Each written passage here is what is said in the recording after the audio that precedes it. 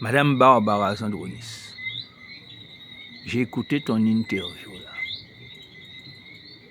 Et moi, j'écoute bien ce que je te dis. Bravo. Ouais.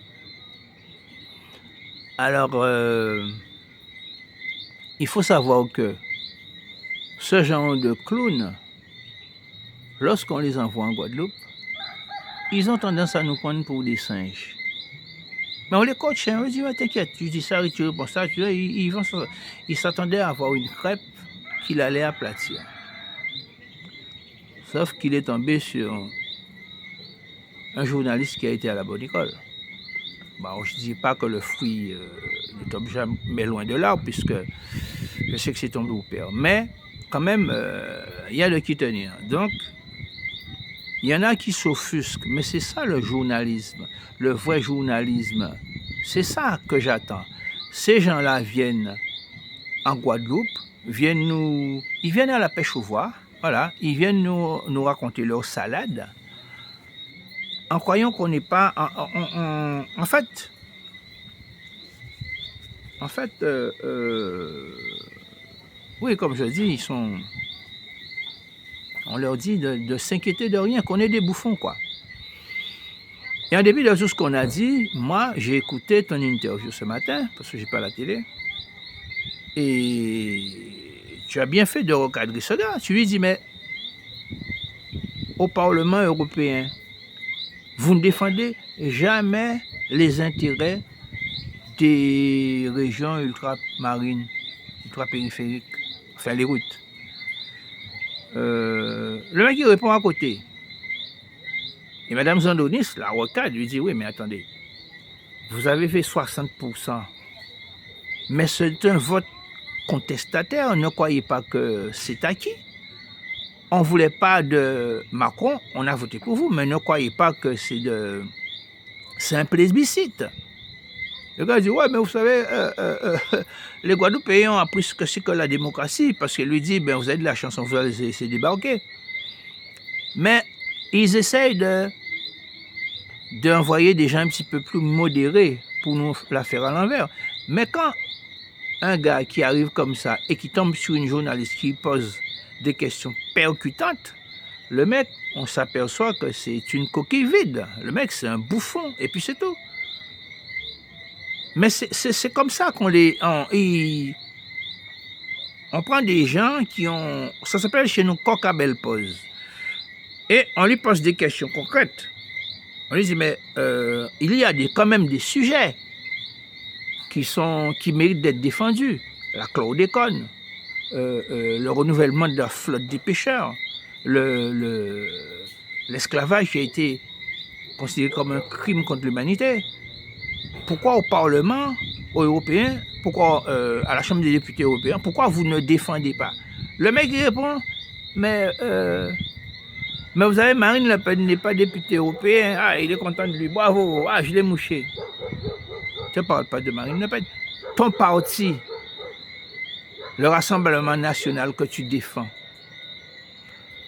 a des représentants, a des députés européens. C'est de ces gens-là qu'on te parle. Pourquoi ces gens-là ne défendent pas la cause des ultramarins que nous sommes, comme les sujets qu'on t'a dit? Et le mec, il essaie de biaiser, il essaie des petits sauts de puce.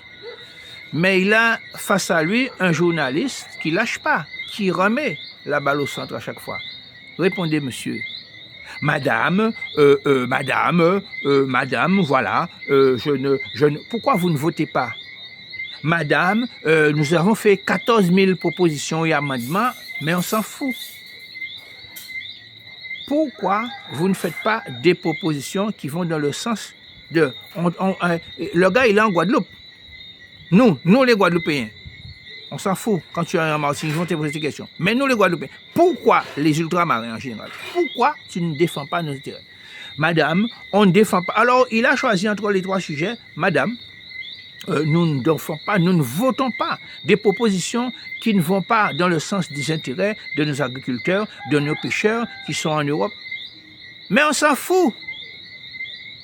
On te parle des pêcheurs qui sont en Guadeloupe. Si les propositions qu'on fait ne vont pas dans le sens de leur intérêt, pourquoi vous ne faites pas des propositions qui vont dans le sens de leur intérêt? C'est ça la question. Pas la peine de tortiller du cul pour chier droit, tu ne vas pas t'en sortir. Tu as face à toi Barbara Zandonis, elle ne va pas te lâcher. Tu es venu faire ton guignol, mais avec des questions percutantes. On t'a posé des questions pertinentes. Réponds. Si tu es un nul, ça va se savoir. Et à un moment, tu vois, à un moment, elle doute de ton intelligence. Elle dit, putain, le mec, il est complètement à l'ouest. Elle te pose une question, histoire de rétablir l'équilibre. Elle me dit, bon d'accord, considérez-vous que l'esclavage, c'est un crime contre l'humanité? Bon. Étant en Guadeloupe face à une descendante d'esclaves, il s'est senti obligé de dire oui. Mais pas sûr que dans un autre contexte, il aurait répondu ça. Il aurait peut-être dit, ouais, mais il faut qu'on passe à autre chose. Donc là, Barbara se dit, bon, ça va. Il est un petit peu équilibré, on va aller plus loin. Monsieur, quand vous dites que la France, vous refusez que votre pays, la France, soit une auberge 5 étoiles pour des migrants. Est-ce que vous vous rendez compte que vous parlez de gens, de personnes, d'êtres humains qui ont tout perdu? Est-ce que vous vous rendez compte que, et vous considérez que ces gens-là viennent, ils sont dans des trottoirs, ils sont dans des hangars, ils ont froid, ils ont faim, ils n'ont rien à se mettre, vous considérez qu'ils sont dans une auberge 5 étoiles. Alors, permets-moi de te dire ça, Jordan Bardella, à titre personnel. Si la France a pu faire preuve de générosité, c'est parce que, premièrement, les conflits, c'est elle qui va les causer, c'est ces gens-là. Pour créer la discorde, pour aller piller leurs ressources. Et la générosité que tu prétends qu'elle a, ben c'est avec l'argent de l'Afrique. Hein. Tu sais, c'est facile hein, d'être généreux avec l'argent des autres. Avec le fric de l'Afrique, c'est facile d'être généreux. Et tu parles de que la France, tu refuses que la France soit un guichet attractif. Tu trouves que ton pays est attractif. Et tu dis à la journaliste qui est en face de toi, oui, mais est-ce que tu ouvres ton appartement? Et toi, est-ce que tu ouvres ton appartement pour les migrants? Ouais, hein? Toi, qu'est-ce que tu fais pour les migrants? Tu fais quelque chose pour eux, toi? C'est pas Madame Zandonis qui a une politique meurtrière qui, on voit très bien ce qui se passe en Afrique. Tu es en train d'accuser Madame Zandonis d'être la coupable? On te parle du gouvernement. Donc, Madame Zandonis, elle est au gouvernement, elle a des appartements, elle a des immeubles en France, mais elle n'est pas concernée. Toi qui prétends venir au pouvoir, on te dit, qu'est-ce que tu vas faire pour ces gens-là? Et toi, tu la mets en cause, mais elle n'est pas en cause. On veut savoir ce que tu as dans le ventre. Tu viens quémander nos voix. On veut savoir si tu es un bouffon ou si tu as réellement la capacité. Mais tout le monde a compris ce que tu es. Ce qui se passe, c'est que le père, c'était un extrémiste. Il disait les choses crûment. Je pose une question. Quelle est la première personne qui a dit clairement devant les caméras qu'il y a tout de noir en équipe de France? Est-ce que c'est moi qui l'invite ça? Est-ce que c'est moi qui l'invente ça? Non, c'est pas moi qui l'invente. Donc, qui a dit que les Africains, parce que lui, un Noir, un Guadeloupéen, un Martiniquais, pour lui, c'est un Africain. Ouais, mais les Africains viennent en France pour toucher la CAF. Maintenant qu'on sait que c'est la France qui a la mamelle de l'Afrique. L'Afrique, c'est la mamelle de la France. Mais il continue. Et quand on dit ça à quelqu'un, il te dit, ouais, mais sans nous pour exploiter leurs ressources, ils ne sont rien du tout. Mais ils ne t'ont rien demandé. Est-ce que tu as vu le petit gendarme là, il y a une semaine? Il dit que c'est grâce à eux qu'on touche le RSA et la CAF. Mais le mec, c'est pas de sa faute. C'est comme ça qu'on l'a formé. C'est ça qu'on lui a appris. Et toi, on t'a appris que nous, ben, on est des macaques et tu vas arriver et tu vas faire ton show. Sauf que là, tu es tombé sur un os, tu es tombé sur Barbara Zangonis. Et elle t'a mis le nez dans ton caca. Au point que des Guadeloupéens sont venus à ton secours. Mais ils veulent dédiaboliser. Le père trop extrémiste, mais même la fille.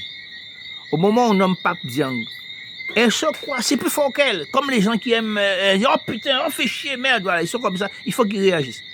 Elle dit, ouais, mais le gars, il va indigéner l'académie. Elle considère qu'un noir ne peut pas être ministre de l'éducation nationale. Pire, elle descend dans les bas-fonds d'un restaurant. Sur 4 personnes, il y a une africaine. Non, c'est pas une africaine, c'est une négresse. Elle lui dit, si je deviens président de la République, votre poste, j'en aurai besoin pour un Français. Elle lui demande même pas si elle est française. Voilà, tu es noir, voilà. Elle lui, non mais c'est, je ne sais pas si vous considérez, si vous ressentez la violence de ces propos. Quand on sait ce que c'est que de trouver un job, quelqu'un a trouvé un job. Peut-être que cette personne, chez elle, elle est prof de maths, elle est peut-être musicienne, elle est peut-être dentiste ou professeur des écoles. Elle a dû partir de chez elle parce qu'il n'y a plus rien, parce que les djihadistes de l'armée française sont venus foutre le bordel chez elle. Et elle essaye de survivre, elle a trouvé un emploi. Et toi, tu viens lui dire, quand je serai là pour ton job là, je vais te virer pour le donner à un Français. Alors, du point de vue de Madame Le Pen, un Français, c'est une personne de couleur blanche et de confession catholique. Ah merde, je suis pas français. C'est pas moi qui l'invente. Que les gens qui ont ça sur les réseaux sociaux le fassent tourner en boucle. Tu es noir, tu ne peux pas être français. Ça veut dire que le jour... Alors, je vais revenir là-dessus. Donc, à la fin, elle le dit, mais finalement, la seule intervention que vous avez faite, c'était pour le Hamas. Et le mec, on l'a tué, là. Voilà, la seule fait et cause que vous avez pris, c'est pour le Hamas. Et ce type-là vient nous demander des voix, et vous avez des gens... Alors, les gens qui font l'apologie, la propagande du Front National. Donc, vous allez faire entrer un renard dans le poulailler. Putain, j'ai plus de poules. Ah ben, c'est pas moi qui ai mangé tes poules, hein. J'ai pas mangé tes poules. C'est pas moi qui ai mangé tes poules.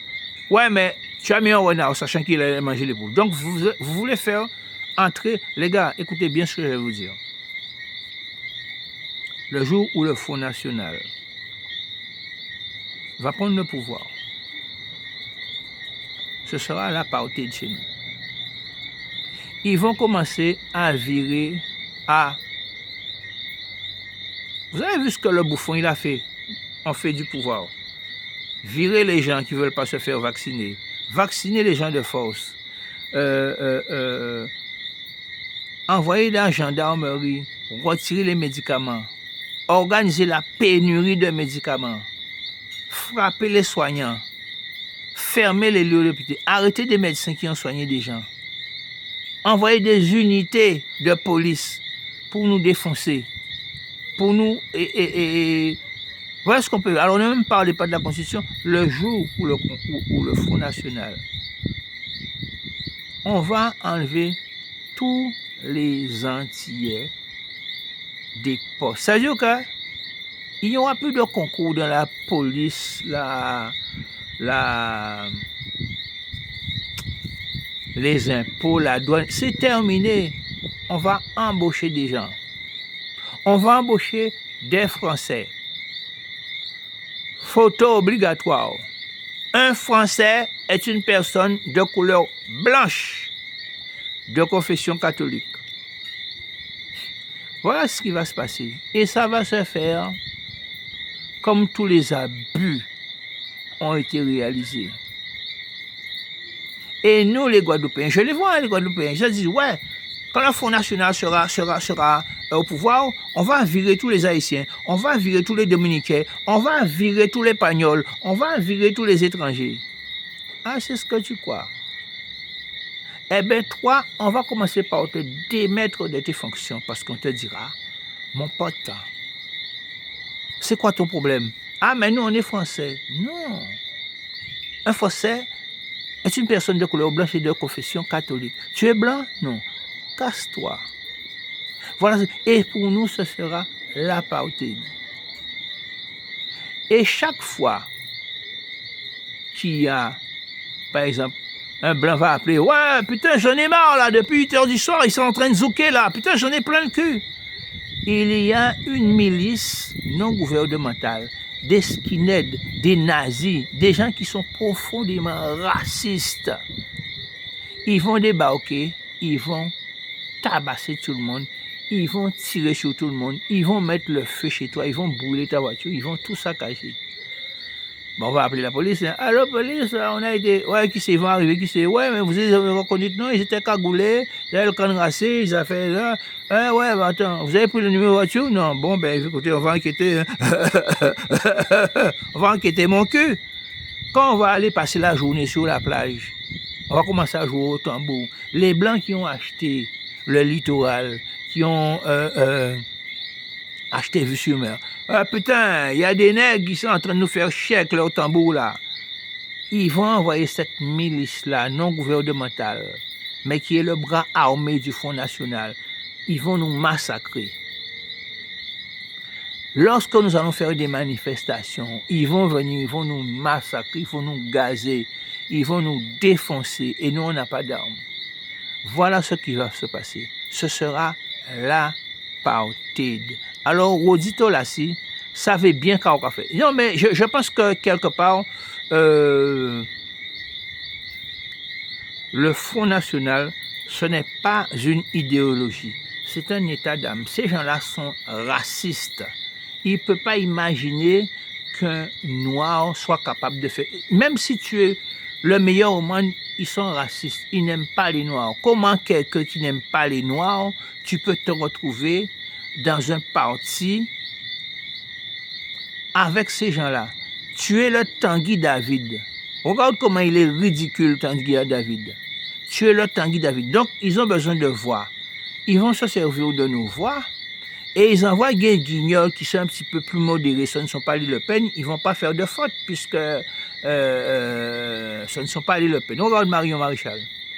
Elle ne sourit pas, cette fille-là. Elle sourit, même dans la vraie vie, elle ne sourit pas. Et Marine Le Pen te fait. Ouais, voilà. Là, on fait ça en souris. Voilà. Je souris là. Est-ce que je souris? Non, je ne souris pas. Je ne souris pas. Elle grimace. Elle fait une photo avec Marie-Hélène Bertilli. Elle met son doigt. Elle met la main, mais elle met juste un doigt. Ça la révulse. Un noir, ça la révulse. Ça la répugne. Comment pouvez-vous